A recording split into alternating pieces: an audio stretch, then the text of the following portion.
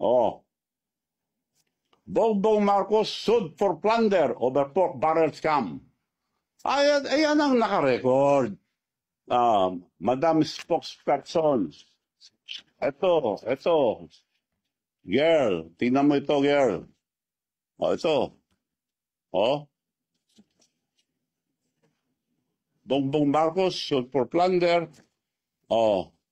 Plunder filed versus Bongbong Marcos over 205 pork barrel scam.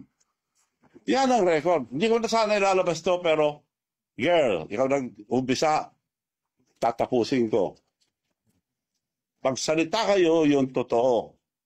Ako, sasagutin ko kayo, puro totoo ilalabas ko. So, yun lang po ngayon. Marami pa kayong maririnig. Antayin natin yung mga tagdog.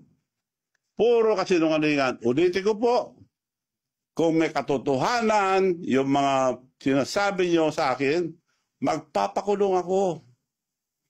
Hindi ako gagaya yun, nagsisinungaling. So, kontento ka na, girl?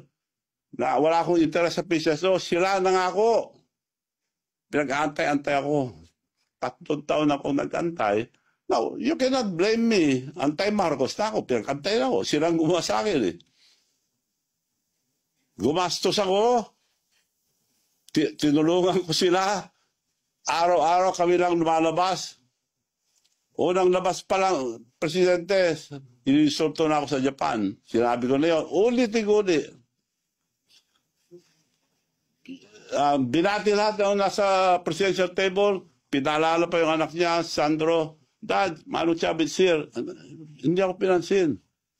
Bastos yun, pero hindi ako nagtampo. Kinausap ko pa rin sila. Nasaktan ako? Of course, nasaktan ako. Dahil tao lang ako, hindi ako plastic. So, girls, tandaan mo ito. Dahil kasama ka na sa nag-atake sa akin, sasagutin kita maski sa anong sabihin mo. Pero magkatotoo kayo. Marami akong ilalabas. Totoo lang lahat.